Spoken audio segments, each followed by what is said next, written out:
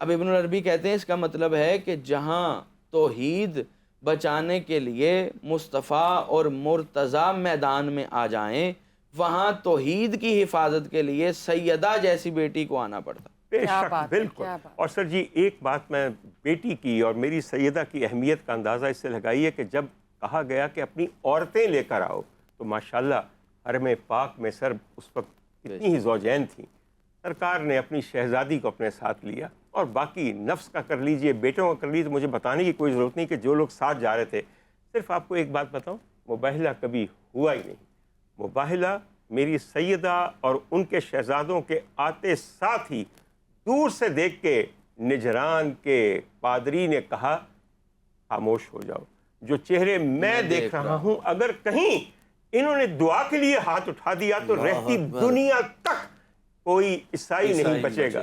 لوگ کہتے تم تو کہتے تھے دلیلیں دو گے، تم تو مباحثہ کرو گے، بحث کرو گے۔ اس نے کہا میں نے اپنے مقدر کو آگ لگانی ہے کہ میں ان سے بحث کروں۔ حضور والا آج یاد رکھو گی نا کہ مباہلہ سب سے پہلے رمضان فیضان ٹرانسمیشن میں تم نے سنا۔ مباہلے کا مطلب یہ ہے کہ جیسے ایک مقابلہ، ایک بحث کہ جس میں لوگ اپنے آپ کو دوسرے پارٹی سے بہتر ظاہر کر کے اس کو منا لیں۔ تو سر سیدہ کے اور سیدہ کے شوہر اور سیدہ کے شہزادوں کا جلوہ، اور پھر سب سے آگے سیدہ کے والد بزرگوار کا جلوہ دیکھنے کے بعد سر جی اس پہ میں کئی دفعہ میں اس واقعے کے اوپر ہر بندہ ایک قوالی بھی ہے سر، مجھے اس کا ایک بول یاد آتا ہے، وہ یہ ہے کہ وہ چاند سے چہرے ساتھ لے کر حضور میدان میں آ رہے ہیں۔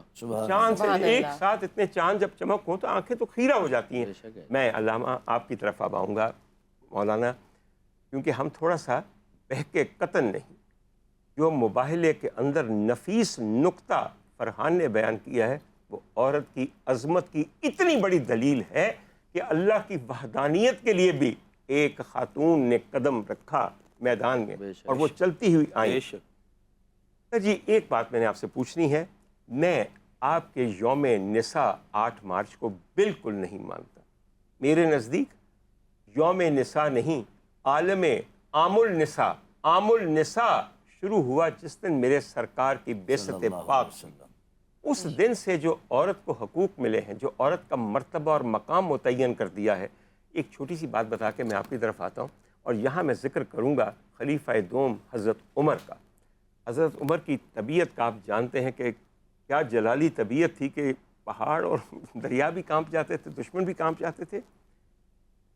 اسلام لانے سے پہلے ان کے ہاں بیویاں تھیں، اور اسلام کے بعد بھی ان کے ہاں بیویاں تھیں۔ تو ایک دن انہوں نے کچھ کہا تو ان کی ایک بیگم صاحبہ نے ترکی بترکی جواب دیا۔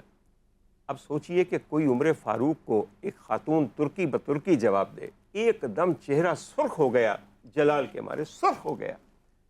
بیگم ابھی دیکھ ہی رہی تھی کہ کیا ہوتا ہے، کہ دیکھا کہ چہرہ اس طرح نرم پڑا ہے کہ جیسے کوئی ٹھنڈی ہوائیں چاروں طرف سے آ گئی ہیں، نہ جانے کس کا تصور ذہن میں آ گیا ہے۔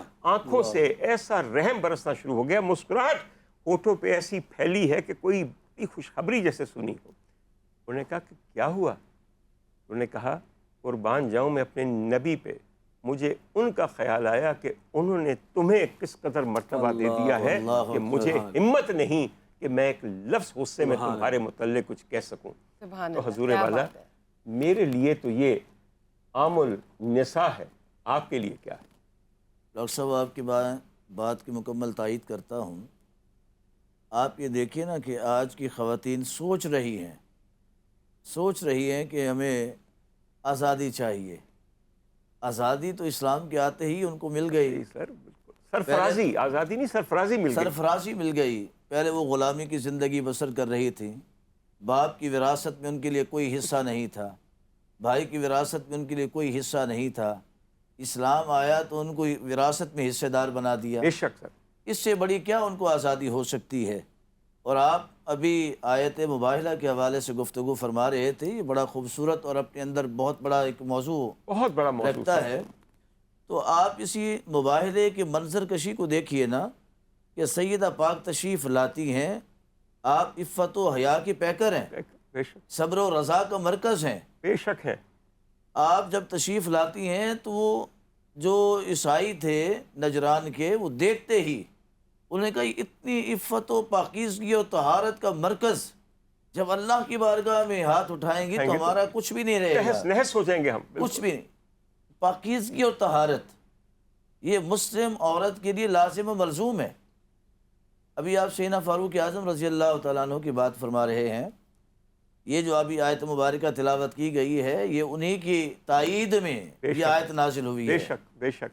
آج کے جو پروگرام میں آیت مبارکہ تلاوت کی گئی، یا ایھا النبی، اے نبی، قل ازواجک و بناتک و نساء المؤمنین، آپ فرما دیجئے اپنی گھر والیوں سے، اپنی بیٹیوں سے اور مسلمانوں کی عورتوں سے کہ یدنین علیہن من جلابیبہن، کہ جب وہ بازار میں نکلیں، گھر سے باہر نکلیں، اپنی چادروں کو چہرے پر لٹکا لیا کریں۔ کیا بات، ذالک ادنیٰ ان یعرفن فلا یؤذین، تاکہ پہچان ہو سکے یہ مسلمان کی بیٹی جا رہی ہے، بے شک، بالکل، یہ مسلمان کی عزت جا رہی ہے۔ سیدنا فاروق اعظم گزر رہے ہیں بازار مدینہ سے، تو چند یہودی لڑکے بیٹھے ہیں چوک میں، اوباش نوجوان، اور ان نوجوانوں کے لیے بھی لمحہ فکریہ ہے کہ چوکوں چوراہوں پر بیٹھ کر، گلیوں اور بازاروں میں کھڑے ہو کر آوازیں کسنا، یہ وطیرہ مسلمان بیٹوں کا نہیں ہے، بے شک، یہ مسلمان نوجوانوں کا نہیں ہے، بالکل بالکل، یہ آوازیں کسنا تو ان اغیار کا ہے بے شک، جن کے متعلق قرآن نے یہ کہا ہے۔ یہودی لڑکے کھڑے ہیں، آوازیں انہوں نے کسی چند عورتوں کو دیکھ کر، سیدنا فاروق اعظم گزر رہے ہیں، آپ کی غیرت ایمانی گوارا نہ کی، آپ نے بڑی جلالی طبیعت کے مالک تھے، تو آپ نے ان کو تھپڑ رسید کر دیے۔ اب وہ نوجوان یہ معاملہ لے کر نبی رحمت صلی اللہ علیہ وسلم کی بارگاہ میں حاضر ہو گئے کہ یا رسول اللہ صلی اللہ علیہ وسلم، عمر نے ہمیں تھپڑ مارے ہیں، آپ ہمیں اس کا قصاص دیجئے۔ سیدنا فاروق اعظم کو بلایا گیا، فرمایا اے عمر، آپ نے ان کے ساتھ زیادتی کی ہے، یہ قصاص لینے آئے ہیں۔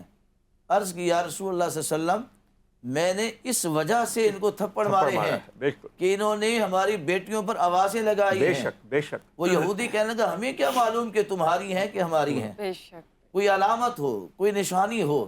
اسی وقت پاک پروردگار نے قرآن کی آیت مبارکہ نازل فرما دی کہ اے محبوب، اپنی بیٹیوں سے کہہ دو، اپنی بیویوں سے کہہ دو، پردے کا حکم آ مسلمان گیا، عورتوں سے کہہ دو، پردہ ہو کے نکلا کریں، پہچان ہو جائے، تاکہ پہچان ہو یہ مسلمان کی عزت جا رہی ہے اور یہ غیر مسلم جا رہی ہے۔ بے کیا انتہا بات ہے، یہ کیا اسلام نے خوبصورت عزت بات دی۔ ہے۔ بالکل، اور دوسری بات، اسلام نے عورت کو قید نہیں کیا۔ بالکل نہیں کیا سر، آپ بہت کسی آسان ہے غزوات کو دیکھ لیں، ہائے کسی حق و باطل کے مارکے کو دیکھ لیں، ان میں خواتین کے کردار کو دیکھیں۔ سر جی، حضرت صفیہ میرے سرکار کی پھپھو جان پھپھو جان بہترین نرس تھیں، اس قدر عمدہ انہوں نے تمام شہداء اور تمام غازیوں کا خیال کیا غزوات میں، ان کی تیمارداری کی ہے، ان کو مرہم پٹی مرہم کی پٹی ہے، کی ہے، ان کو علاج پانی کیا ہے۔ پلانے میں، ان کو خوراک دینے کیا میں، بات ہے، بالکل، کیا بات ان کے سپوٹے تیر بنا بنا کے پکڑا رہی پکڑا ہے۔ رہی ہیں، بالکل۔ اس سے بڑی عورت کو عزت و احترام کیا ہو سکتی ہر ہے؟ کہ قسم کی مارکہ حق و بہترین باطل میں اس کا ایک مقام ہے، اس کا ایک کام ہے، اس کا بالکل۔ مقام ہر ہے۔ قسم کی میں بہترین مثال ملے گی آپ کو اسلام میں۔ فرحان بھائی، ایک چھوٹی سی بات آپ سے کرنی ہے۔ حضور والا، میں اور میری سمجھ کیا، اور اگر میں کچھ غلط کہوں تو میں اس کا معافی کا طلبگار ہوں، اور صرف اپنے اللہ سے، اس کے بندوں سے نہیں۔ حضور والا، تمام انبیاء نے، تمام اماموں نے، تمام اولیاء نے، تمام صالحین نے، آخری منزل اگر پانی ہے تو وہ پانی ہے جنت۔ یہی منزل ہے نا جو انہوں نے پانی ہے، اور یہ سارے بکھیڑے جو ہیں نیکیاں کرنے کے، ثواب کمانے کے، یہ جنت کے حصول کے لیے ہیں۔ اور حکم بھی فرمایا کہ جنت طلب کرو اللہ سے، طلب کرو اللہ سے۔ بار بار طلب کرو اللہ سر سے۔ جی، اصل میں یہ ہے کہ عظمت نساء کی سب سے تابان مثال جو میرے نزدیک ہے کہ وہ جنت جس کا ہر کوئی طالب ہے، جو ہر ایک کی منزل مراد ہے، اس کی مالک ایک عورت ہے۔ اللہ اکبر۔ سر اس کی مالک کوئی نبی نہیں ہے، اس کا مالک کوئی امام نہیں ہے۔ سر جب آپ کہتے ہیں نا خاتون جنت، تو یہ سمجھیے جس طرح ہمارے ہاں خاتون خانہ ہوتا ہے،